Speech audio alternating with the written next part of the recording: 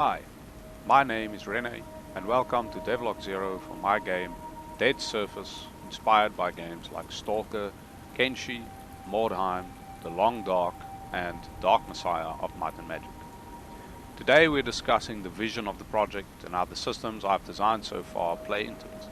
If you are more interested in seeing how I built these systems, subscribe and hit the bell icon to receive a notification of my upcoming devlogs, which will deal more directly with systems, how I've designed each one of them, and continuous progress of the project. For now, let's discuss the foundations of Dead Surface.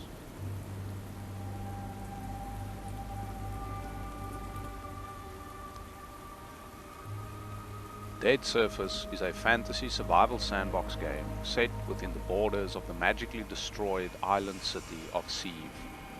Once a highly respected capital for magical research and bustling trade, Sieve now stands an apocalyptic monument to the hubris of mages ever since the collapse. Despite how much the collapse destroyed, however, the dead surface of Sieve still draws mercenaries and gangs alike, all vying for control of the hellish landscape and ownership of its numerous scattered treasures.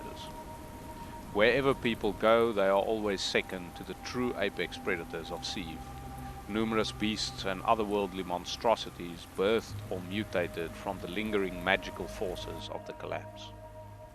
Some desire the dead surface's wealth, some feel they have something to prove by conquering the hellish landscape, and others seek to find and control the secrets of the ruinous powers that led to the collapse and laid waste to Sieve in the first place.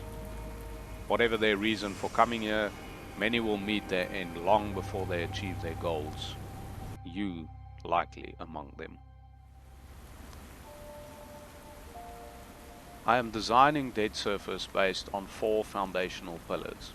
These design pillars influence every creative decision for the project and include the following core concepts: forward-moving survival, dangerous world, living world, reprieve. These concepts within themselves contain important ideas that serve as guidelines for current and future mechanics, world-building rules, and overall gameplay possibilities. Let's break these down one by one. Forward-moving survival is something we see in a game like The Long Dark. While characters are encouraged to take shelter and find supplies, the supplies within the player's area will inevitably run out and will force the player to move on. When you leave one home to find the next, it's always important to consider how much you can and will take with you or leave behind. I like this idea of survival as it prevents players from building bases that are so big and resource stocked that they end up spending less time engaging with the world than they do their own base. Crucial aspects of the forward-moving survival design pillar include scavengeable supplies. If the setting contains many people trying to survive, most of the valuable supplies will be in locations where previous survivors left it or in the storage of current survivors. Unless these supply carriers died outside, these supplies will be primarily indoors. I will ultimately use a combination of procedurally scattering resources and hand placing it to create more believable placement. Plants or similar natural resources make sense outside, for example. Finding a stake on the ground in the wild, not so much. Finite supplies. The nature of the world means that large farming operations or resource processing locations are no longer functioning. At some point, however long it might take, the supplies in Dead Surface will run out, and as it does, the world should react accordingly. The vision is for factions to try and fight over resource production locations, or even raid one another to prevent their own from starving. Temporary homes. As supplies in the area dwindle, what was a prosperous home can quickly become an abandoned echo, showing signs that you were there and ultimately that you had to leave. Dead Surface will not accommodate the idea of settling into a forever home at the start or even mid-game. Perhaps joining a faction later grants you more base locations, but if you plan to turn an abandoned location into a home, you will inevitably need to leave when lugging resources back to it becomes too much of a hassle. The world of Dead Surface should rarely feel safe. This place is after all home to ruthless mercenaries and indifferent beasts and monsters that will as quickly kill you to feed themselves as they would betray you for personal gain. Crucial aspects of the dangerous world pillar include people, monsters, and the environment. Each of these will follow a simple set of design rules. People mostly attack on sight. The world is not friendly, and unless you are part of a faction, there's no reason for anyone to trust you. Your supplies are valuable, your life is not. And it's best to assume, at most, that people will be neutral to your presence, never welcoming to it. People will mostly operate in groups. Given how dangerous the world is, it doesn't make much sense for people to travel alone. Some scouts or thieves might feel lucky or have a job to complete somewhere, but ultimately people must not travel alone as it invites avoidable levels of danger. Neutrals have strong motive for not attacking you.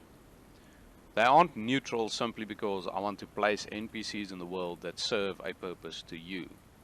They are neutral because they have a good reason to not kill you and likely something to gain from using you.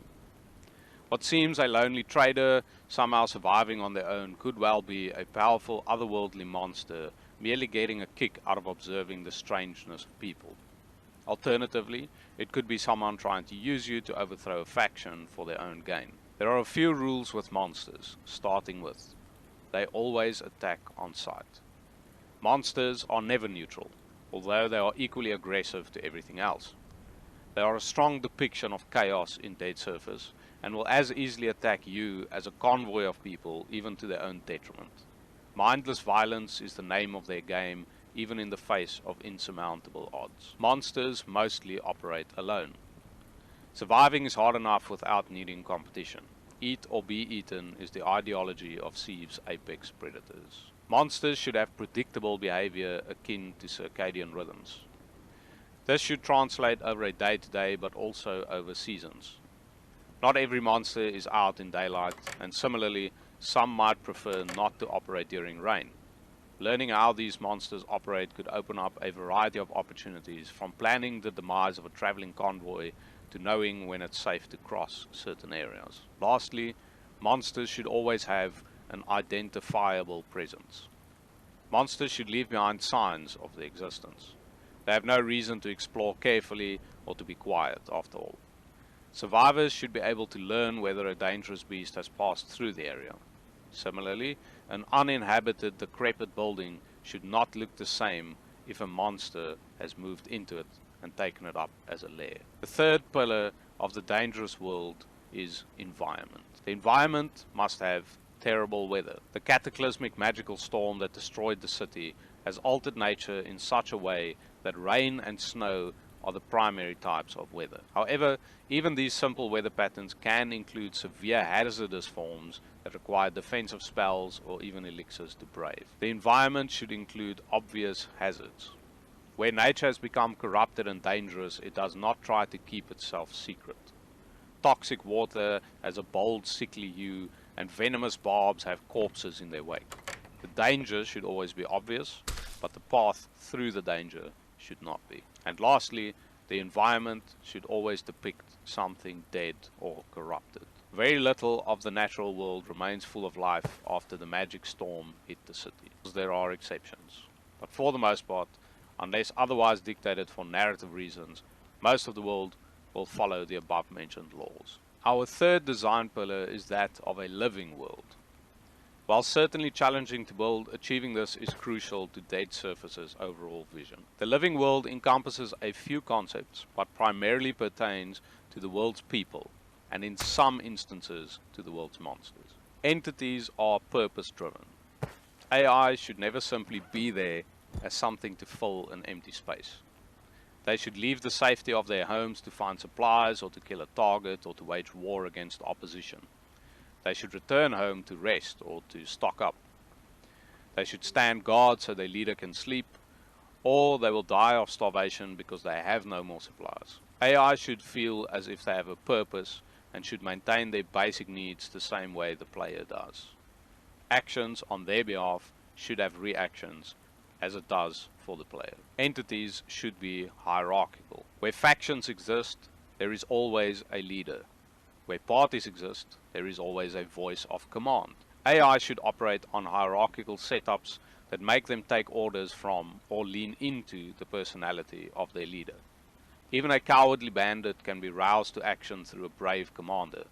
And similarly, an entire settlement can starve because of a greedy, unjust leader. Personality traits should not only influence how an entity acts, but also how said entity makes others act when commanding them. Ultimately, entities are observable. The entities in the world should be observable to the point where if you were an eye in the sky, you should be able to follow their story. The clock ticks for all, and while there is peace today, tomorrow the entity might die in a battle for territorial expansion. I'm still exploring ideas for how these entities can document their stories so that players can better find or read about it, but the ultimate goal is for players to be able to witness stories other than just their own. Our last design pillar is that of reprieve. I've always loved moments in games where I can just listen to the ambience and take in the beautiful sights created by the developers. Similarly, after a long day of scavenging, there must always be some form of reprieve, whether by the crackling sound of a campfire or in the glowing waters of a hidden underground spring. Finding reprieve should always be impactful, and the pillar of reprieve includes the following core ideas. Hidden beauty. There must be something beautiful or serene in every location. While the island city has fallen into a grim state, where life perseveres in strange ways, it should be quite awe-inspiring. Even a single green plant can be enough to warrant a moment of silence in an otherwise barren, desolate part of sea. More so, a hidden garden can be a reason to forget about the horrors outside, or even a rooftop view with a cooking station can feel as much like a haven far from danger as your actual home base. Vistas. Even where life did not persevere, a view can be enough reason to set up a bedroll and enjoy a warm meal. Having places that can look at the chaos without being involved in the chaos is important. Safety at home. Home is where you have a chance to breathe. As soon as you step into your base camp, you should feel, to some degree, untouchable. Safety is never promised out there, but in here, it should be close to a guarantee. The sound of a crackling fire and the chance at an uninterrupted meal is enough to give courage for the next day. Obviously, I do not advise leading enemies right to your door, but the aim is to create some way for players to claim a home and make it safe from danger, whether through a spell or magically sealed entrances or even one-way windows. And the last core idea for reprieve is temporary peace. The world of Dead Surface thrives on chaos, but every now and then there can be peace. When everything aligns and the monsters sleep and the bandit factions have made peace, however short that peace might last, a walk through the city can feel like it was before the magic storm destroyed everything. But peace will never last, and the beauty ultimately lies within its brief appearances. While I've been working on Dead Surface, my focus has primarily been mechanics above visuals. I've spent a considerable amount of time building systems instead of just trying to make things look pretty. Before I run through all the systems I have built, please consider liking and subscribing to support the channel and to stay up to date with future devlogs. I would also love to hear from you which of the systems I mention going forward you would like a more thorough breakdown on. I am happy to explain how I built them and even to show off the code if that is something people are interested in seeing. Systems I have built include a day and night cycle with dynamic weather that changes cloud coverage accordingly. This system utilizes an hourly clock and probability curves to dynamically update the weather and tell all entities in the world what their target temperature should be. An entity's current temperature will then gradually over time increase or decrease towards the target temperature based on whether they are inside, outside, what type of weather is currently active, and also which heat sources they are close to. Heat sources could include things such as fire to make a target warmer, cold locations to make the target colder, or it can even include spell effects that last for a while that will alter the character's temperature. A fully functional inventory system.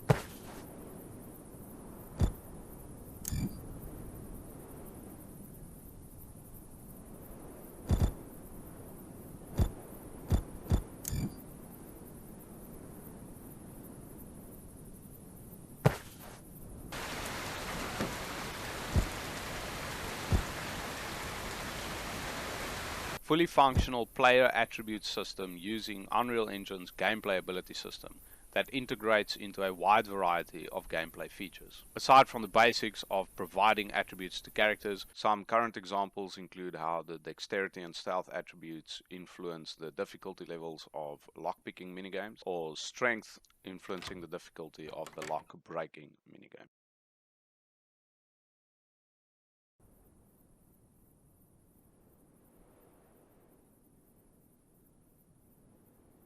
Foundational elements for a procedural item generator.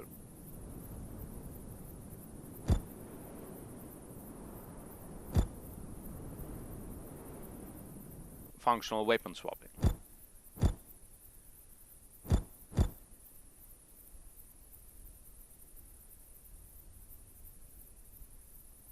Basic sound setups for things like walking around, hits landing, etc.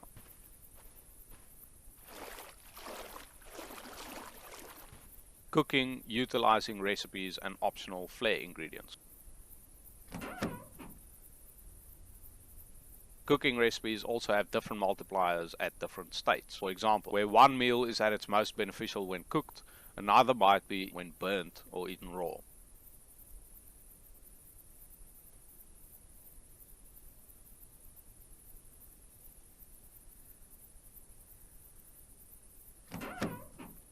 I have a full consumable system that can interact with any attribute of the player and is quick to iterate upon. For example, I can have meals that boost immunity to disease for an hour, potions that allow the player to carry more weight, drinks that make it so that the character's strength doubles for a day, and more.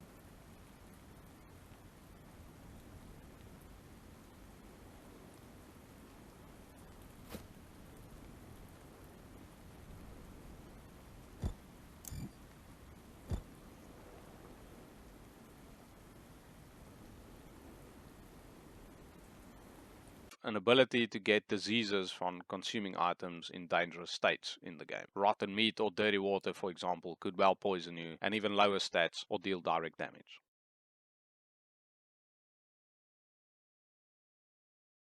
I have crafting of basics utilizing recipes.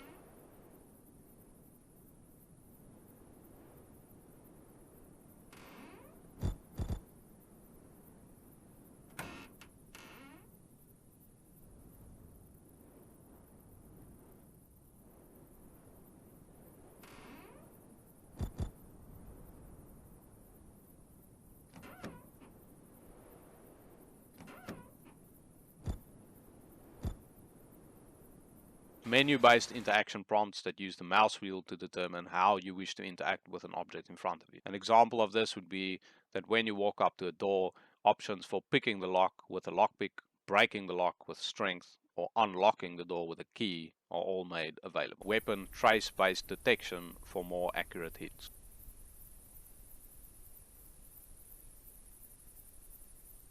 Weapon throwing. Basic AI detection to run after a player when spotted. Basic AI ability to defend themselves or block when they are not attacking, and to circle around a target if their personality type is not purely aggressive. Basic AI perception checks to detect players when they sneak, or to react at sounds at varying distances such as swords clashing around them or footsteps. Basic foundation for AI personality that allows them to scavenge for items based on their preferences for item types and item quality. As an example, one character might never pick up swords because it prefers bows. Another character might pass a sword simply because they already have one and quality is not of concern. Similarly, one character might strive to only have legendary equipment, and you will often see them tossing down what they currently have in favor of picking something up.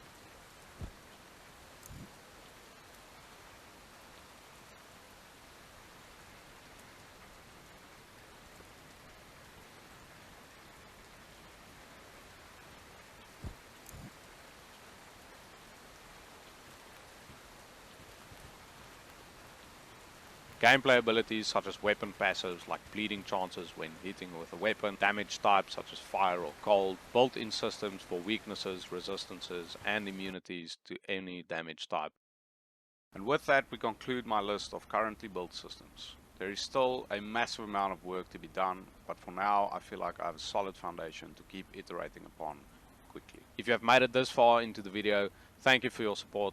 and I hope to see you again for the next one, which will start exploring specific systems and its progress, troubles, and to-do lists in more detail, one at a time. Lastly, please consider liking and subscribing to support the channel if you enjoyed the devlog. Until next time, try not to get lost on the dead surface of Sieve. The city of Sieve? No, I've never been, nor do I have desire to go. Only the monstrous thrive within its borders, their bellies kept full by fools like yourself. To answer your second question, there's more treasure than any can spend in 10 lifetimes. But heed my words, the dead surface of Sieve will never more welcome the living, and I don't plan to be counted among its deceased. Hopefully, neither do you.